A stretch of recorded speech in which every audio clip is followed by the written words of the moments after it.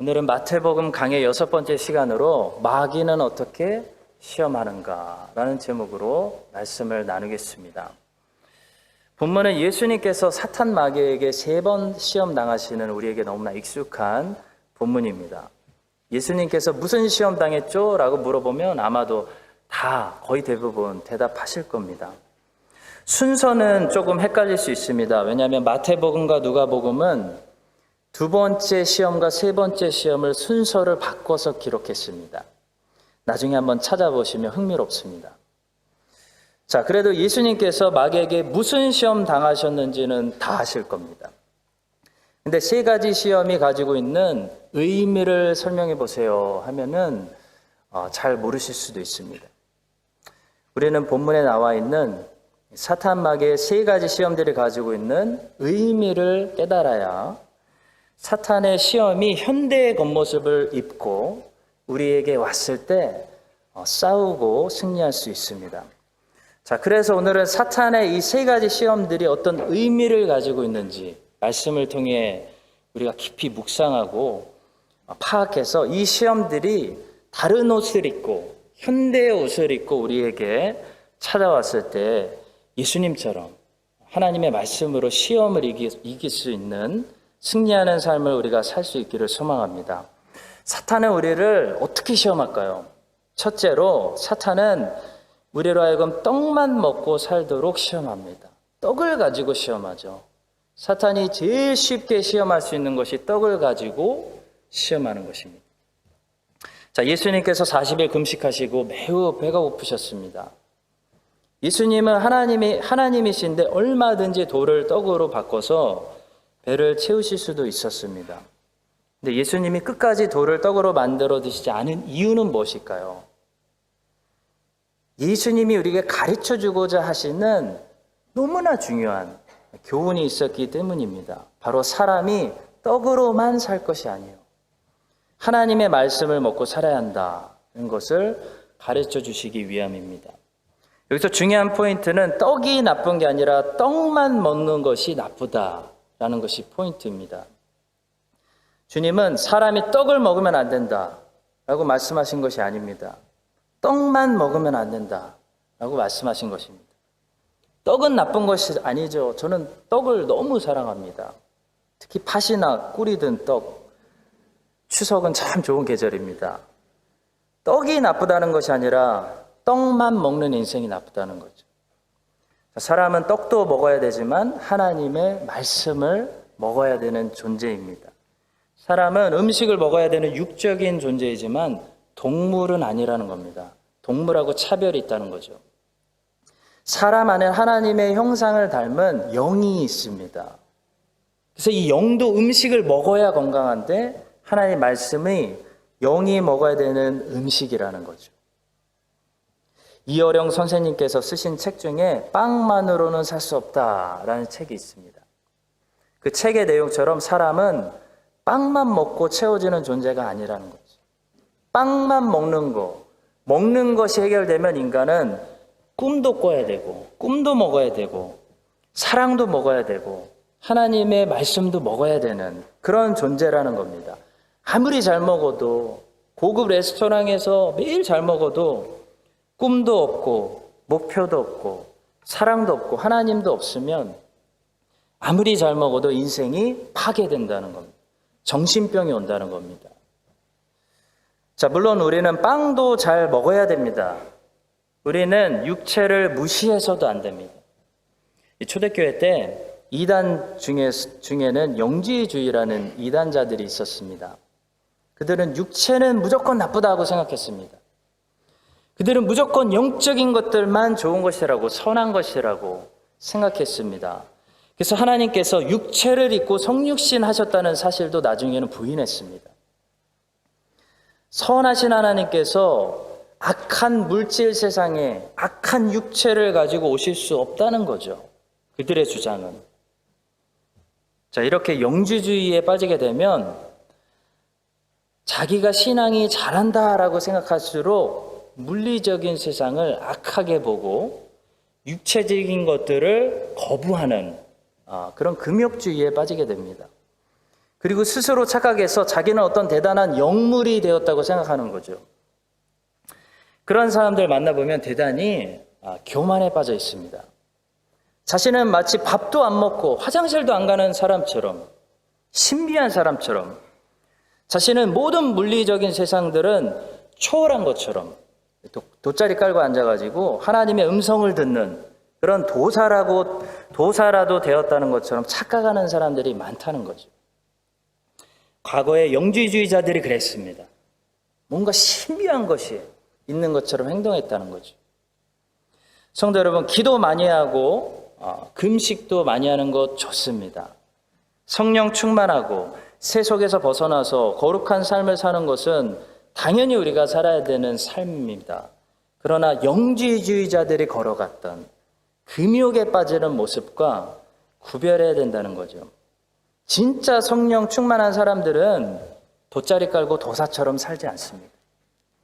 진짜 기도를 바르게 하고 하나님 앞에서 바른 금식을 하고 거룩하게 살아가는 사람들은 물리적인 세상을 거부하는 것이 아니고 물리적인 세상 속에서 맛을 냅니다. 향기를 낸다는 거죠. 변화시킨다는 거죠. 하나님의 뜻대로 다스리고 관리한다는 겁니다. 청지기가 되는 겁니다. 세상으로부터 금욕하는 것과 세상 안에서 거룩하게 살아가는 것은 다른 것입니다. 우리는 세상의 빛, 세상의 소금으로 부르심을 받은 사람들입니다. 그 얘기는 물리적인 세상을 무시해서는 안 된다는 거죠. 우리 주님은 그래서 금식만 하시지 않았습니다. 우리 주님은 갈릴리 바다에서 잡히는 생선들을 많이 드셨습니다. 주님은 회는 좋아하지 않으셨던 것 같아요. 요한복음 21장에 보니까 생선 구이를 좋아하셨던 것 같습니다. 자, 우리 주님은 먹어야 할 때는 잘 드셨다는 거죠. 근데 우리 주님은 먹기만 하지는 않으셨다는 거죠. 이게 포인트입니다. 우리 주님의 주식은 하나님의 말씀이었습니다.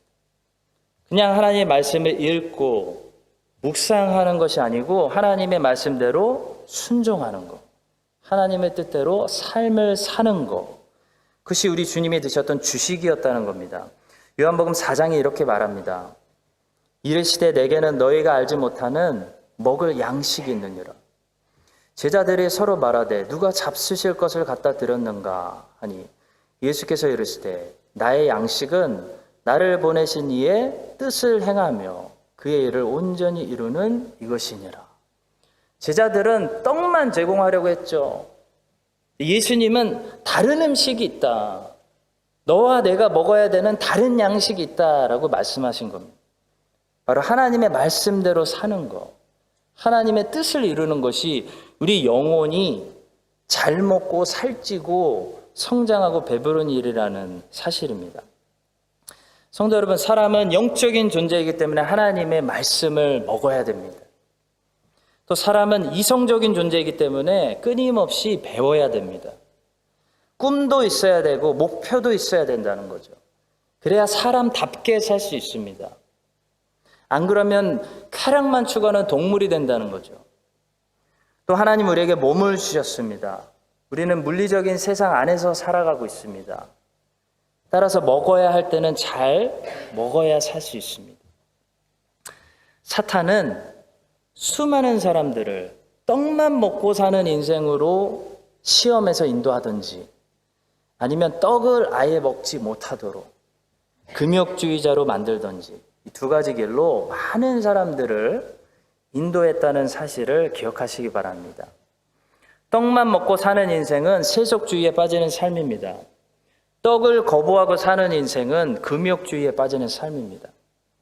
여러분과 저는 하나님이 날마다 주시는 떡을 감사하게 잘 먹되 떡만 먹는 인생이 아니라 하나님의 말씀을 먹고 하나님의 말씀을 통해 하나님의 뜻을 깨닫고 그 하나님의 뜻대로 인생을 살아가는 주님이 걸어가신 길을 따라가는 인생들이 되시기를 간절히 기도하고 축복합니다. 자, 두 번째로 사탄의 시험은 사탄은 성경도 사용합니다. 사탄은 성경을 사용해서 시험합니다. 사탄은 성경을 아는 사람들을 공격할 때 제일 많이 사용하는 것이 성경입니다. 예수님께서 하나님의 말씀을 가지고 첫 번째 시험을 반격해 버리니까 사탄이 곧바로 하나님의 말씀 가지고 성경으로 한번 해보자. 예수님을 시험하고 있습니다. 그게 두 번째 시험이죠. 자, 두 번째 시험의 내용은 뭐죠? 마귀가 예수님을 성전 꼭대기로 데려가서 예수님 보고 한번 뛰어내려봐. 천사들이 보호해 주는지 안 해주는지 한번 확인해 보자. 라는 시험이었습니다. 자, 사탄이 이렇게 한 이유가 있습니다. 왜냐하면 하나님의 말씀에 그런 말씀이 쓰여져 있었기 때문입니다. 6절의 말씀입니다. 이르되 내가 만일 하나님의 아들이어든 뛰어내리라. 기록되었으되 성경에 있다, 이런 말이죠. 그가 너를 위하여 그의 사자들을 명하시리니 그들이 손으로 너를 받들어 발이 돌에 부딪히지 않게 하리로다. 시편 91편 11절과 12절의 말씀입니다. 자, 성도 여러분, 사탄도 성경을 가지고 우리를 시험한다는 사실을 알고 대비해야 됩니다. 모든 이단들이 이교들보다 무서운 것은 그들도 성경을 사용한다는 거죠. 여호와의 증인, 신천지 다 성경을 사용합니다. 근데 문제는 그들을 성경을 잘못 사용한다는 거죠. 그래서 이단입니다. 그래서 이단의 배후에는 언제나 마귀가 있는 것입니다. 그렇다면 마귀는 성경을 사용하는데 어떻게 잘못 사용할까요? 구체적으로 두 가지만 말씀드리겠습니다. 첫째로 마귀는 성경을 사용해서 시험하는데 성경의 진실성을 의심하게 공격한다는 겁니다. 그것이 사탄이 성경을 사용하는 유일한 목적이죠. 믿게 만들려고 하는 게 아니라 의심하게 만들려고. 자, 성경의 말씀이 진짜인지 아닌지 확인해 보라고, 시험해 보라고 하는 것이 사탄 마귀의 일입니다. 자, 오늘 본문에서도 마귀가 예수님을 시험하는 것은 천사들이 너를 붙들어서 발이 돌에 부딪히게 하게 하는지 안 하는지, 이 말씀이 진짜인지 아닌지 한번 확인해 보자, 테스트해 보자, 이런 말씀이죠. 그래서 주님이 대답하십니다. 주 너의 하나님을 테스트하지 말아라. 하나님의 말씀은 신뢰와 순종의 대상이지 시험의 대상이 아니라는 거죠. 주님이 못을 박으신 겁니다. 여러분, 사탄은 하나님의 말씀에 진실성을 공격합니다. 그것이 사탄의 유혹입니다. 하와에게도 그랬죠. 뱀은 하나님의 말씀을 사용해서 하와를 넘어뜨렸습니다. 하나님이 참으로 말씀하시기를 동산에 있는 모든 실과를 먹지 말라고 하시더냐? 하나님이 참으로 말씀하시기를 너희가 정령 죽으리라 하시더냐? 그거 진짜냐? 그거 사실이냐? 하나님 말씀의 진실성을 의심하게 하는 거죠. 자, 뱀의 유혹을 받고 하와는 그래서 하나님의 말씀을 의심하게 됩니다. 안 죽을 것 같다라는 생각이 든 거죠. 시험받은 사람의 모습입니다. 하나님의 말씀의 진실성을 의심하는 것, 그것이 사탄이 하는 일입니다. 오늘날 그래서 사탄이 만들어낸 잘못된 신학이 있습니다. 사탄 신학이 있습니다. 바로 자유주의 신학입니다. 자유주의 신학은 무엇에 근거를 두고 출발하는 신학이냐면 성경 이거 진짜냐? 성경 이거 믿을 수 있는 거냐? 성경의 진실성을 의심하는 것에서 기초를 두고 시작하는 신학이 자유주의 신학입니다.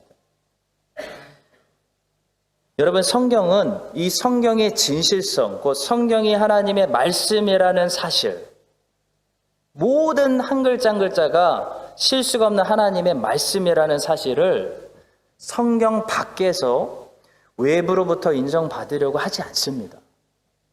성경은 성경의 진실성을 성경 자체로부터 증언받습니다. 성경 전체가 성경이 하나님의 말씀이라고 증거하고 있다는 거죠. 자유주의는 성경의 진실성을 성경 안에서 찾는 것이 아니고 성경 밖에서 판단하려고 하기 때문에 이미 잘못된 출발로 시작하고 있는 사탄 마귀의 신학인 것입니다. 인간의 이성을 가지고, 인간의 과학을 가지고, 인간의 수단을 가지고 이 성경이 맞는지 진실성을 판단하자라는 것 자체가 잘못된 시작이라는 거죠. 오늘 두 번째 시험과 사탄 마귀의 방법과 같은 방법이라는 거죠. 성도 여러분, 사탄은 할 수만 있다면 성경의 모든 구절들을 우리 앞에 펼쳐놓고 이런 질문을 할 것입니다. 이게 정말 맞을까? 이게 정말 진실일까? 의심하게 만든다는 거죠. 그것이 사탄 마귀가 하는 일입니다. 사탄 마귀는 하나님의 말씀에 진실성을 공격하는 사실을 기억하시기 바랍니다. 두 번째는 사탄은 성경 그 구절을 가지고 잘못 해석하고 적용시킨다는 거죠.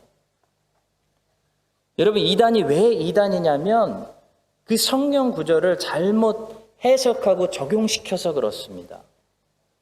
그 구절을 성경 전체의 교리 안에서 해석하는 것이 아니라 그 구절만 뽑아서 자기가 원하는 주장에 갖다 붙여서 자기의 주장을 정당화시키고 합리화시키기 때문에 이단이죠.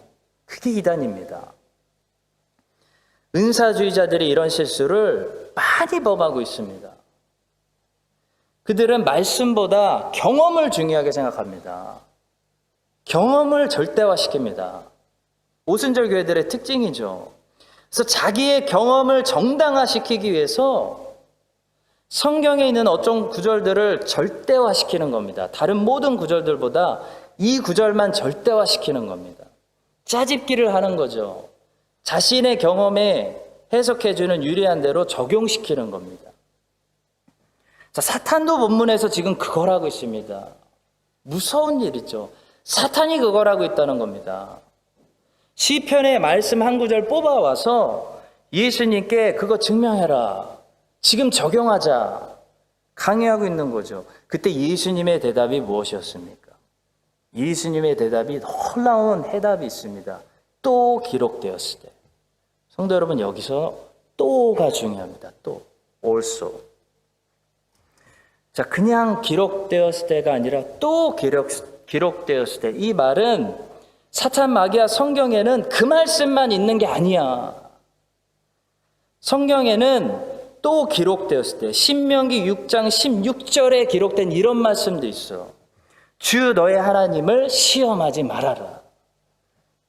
그래서 주 너의 하나님을 시험하지 말라라고 하나님이 말씀하셨다면 너는 시편의 그 한 구절 말씀 뽑아와서 하나님을 시험하면 안 돼.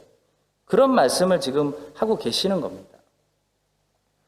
성경의 모든 말씀들은 모든 말씀들의 지지를 받아야 한다는 것입니다.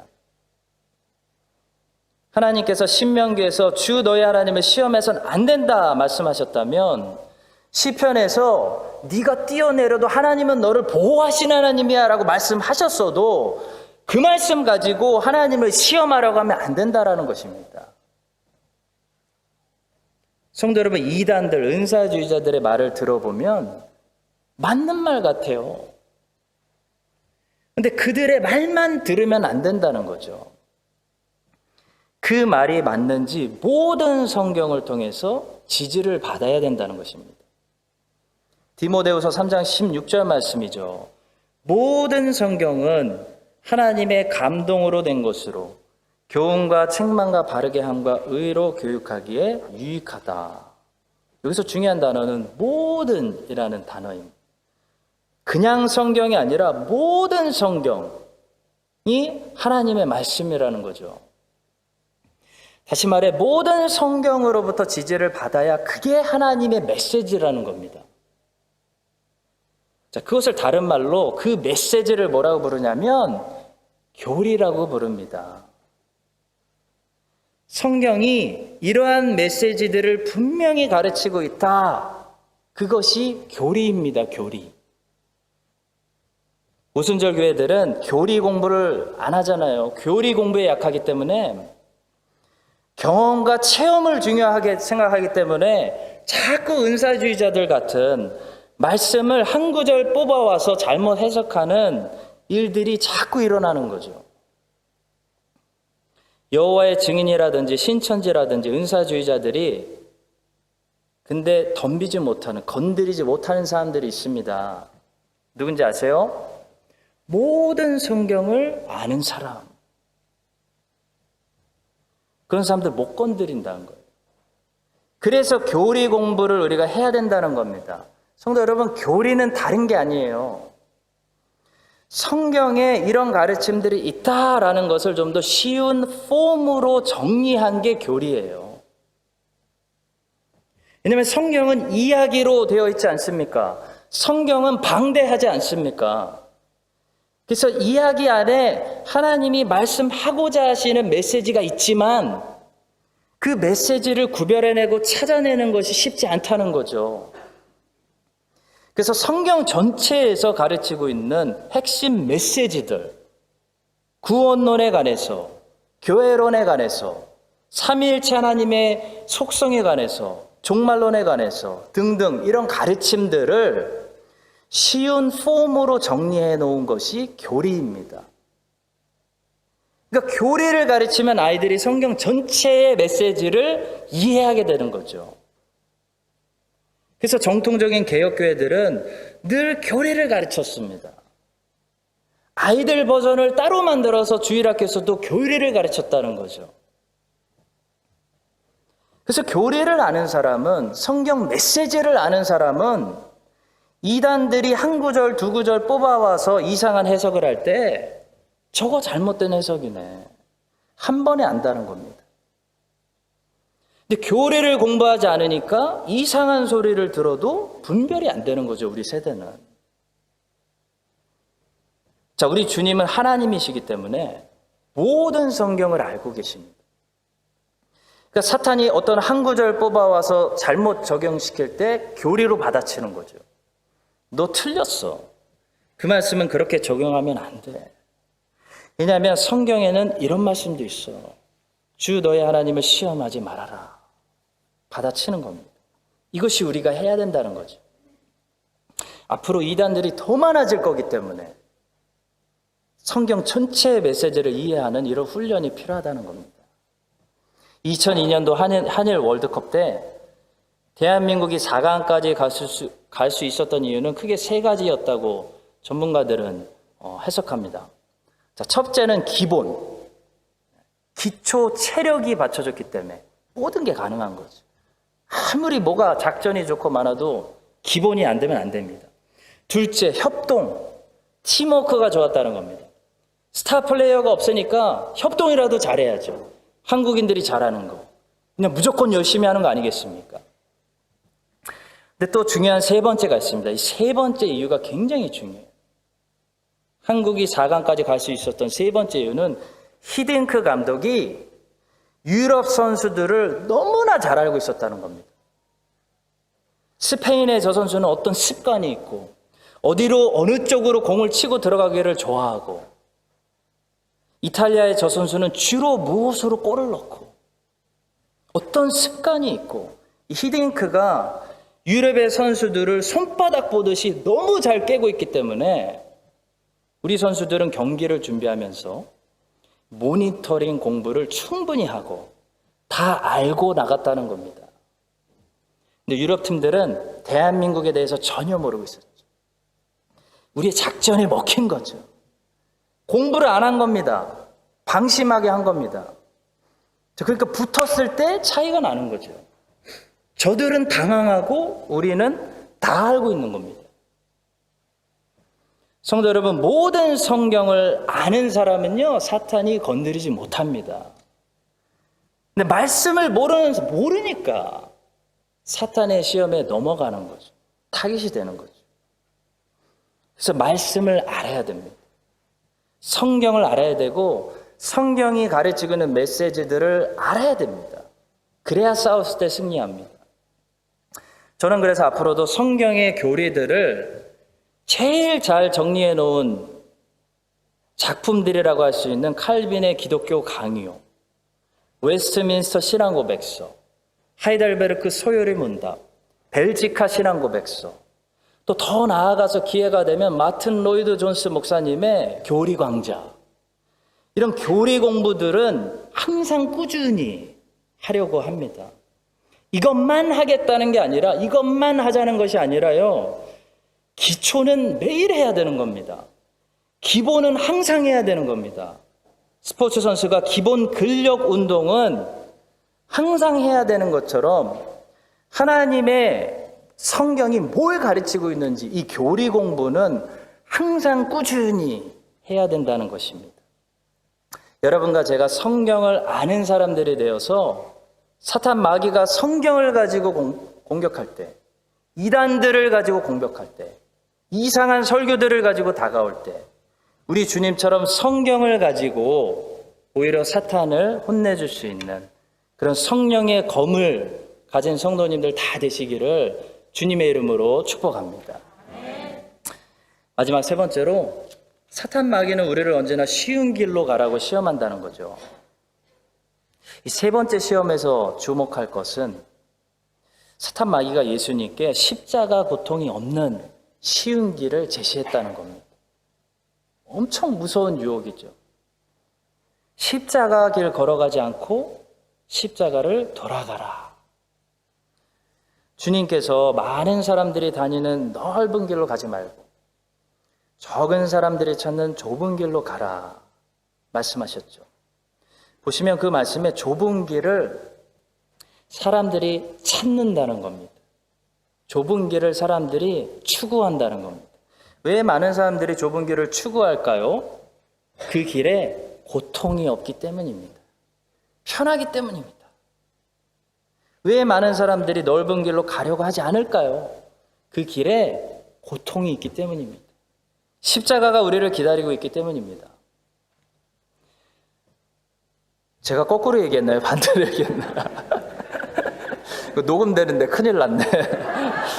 넓은 길이 아니죠. 좁은 길에 십자가가 기다리고 있다는 겁니다. 주님 지혜 주셔서 감사합니다. 요즘 워낙 세상이 무서운 세상이니까 말을 잘해야 돼. 성도 여러분, 예수님의 제자가 된다는 것은 이 땅에서 먼저 눈물로 우리가 씨앗을 뿌리고 이 땅에서 주님의 나라를 위해서 먼저 희생하고 십자가를 지고 주님의 남은 고난에 동참한다는 것을 분명히 말씀합니다. 사탄은 그거 못하게 하는 거죠. 그걸 우리가 꾸준히 하면 부활의 영광을 받기 때문에, 그리스도가 전파되기 때문에, 하나님 말씀이 30배, 60배, 100배 열매를 거둔다는 거 사탄이 알기 때문에 그거 못하게 하려고 쉬운 길로 가라는 겁니다. 성도 여러분, 고통을 참아야 열매를 맺을 수 있습니다. 사탄은 열매를 못 맺게 하기 위해서 고통을 피하라고, 쉬운 길로 가라고 유혹합니다. 눈물로 씨앗을 심지 않는 사람은 절대로 열매를 거둘 수가 없습니다. 미국에서 과학이 아무리 발전해서, 미국 사람들 그런 거 좋아하죠. 그냥 빠르게 인스턴트로 과일 뚝 생기는 막 그런 거 발명하려고 해도 안 된다는 거죠. 눈물로 씨앗을 심어야 열매를 거둘 수 있다는 겁니다. 십자가의 고통을 모르는 사람, 부활의 영광을 맛볼 수가 없습니다. 순교자들의 피를 흘리지 않으면 하나님의 복음이 들어갈 수 없고, 성도들의 헌신과 희생의 제사가 드려지지 않으면 하나님의 나라가 확장될 수 없다는 겁니다. 그래서 사탄은 이 모든 하나님의 일들을 오늘도 막으려고 우리로 십자가를 지지 못하게 하고 쉬운 길로 가라고, 고통 없이 살라고 유혹하는 거죠. 사랑하는 성도 여러분, 사탄이 세상에 얼마나 쉬운 길들을 많이 만들어 놨는지 곰곰이 생각해 볼수록 정말 무섭습니다. 고통을 피하는 길, 땀 흘리지 않아도 되는 길, 눈물 흘리지 않아도 되는 길, 십자가를 지지 않고도 성공하는 길, 성공하는 것처럼 보이는 길, 너무나 많이 만들어 놨다는 거죠. 그래서 우리 자녀들이 아무 생각 없이 기웃거리고 들어갈 수 있다는 겁니다. 아, 이 길로 가면 쉽게, 빠르게 대박 날 수 있대. 거짓말에 속는 거죠. 이어령 선생님께서 젊음의 탄생이라는 책에서 뜨는 것과 나는 것은 다르다고 했습니다. 뜨는 것은 고통이 없이도 가능합니다. 눈물이 없이도 뜰 수 있습니다. 바람만 잘 만나면 뜰 수 있죠. 그래서 전부 뜨려고 하는 거죠. 근데 뜨는 인생은 성도 여러분 매우 위험한 인생입니다. 왜냐하면 뜨는 인생은 그 바람이 낭떠러지로 몰고 가면 낭떠러지로 끌려가기 때문이죠. 세상에 뜨는 인생들이 많기 때문에 순식간에 추락하는 인생들도 우리가 많이 보게 됩니다. 근데 나는 것은 쉽게 추락하지 않습니다. 나는 것은 동력이 필요하죠. 땀이 필요하고 노력이 필요하다는 겁니다. 날면 방향이 있습니다. 방향을 가지고 있습니다. 근데 나는 것은 고통을 요구합니다. 눈물을 요구하고 피나는 노력을 요구하고 우리 하나님의 자녀들에게는 십자가를 요구합니다.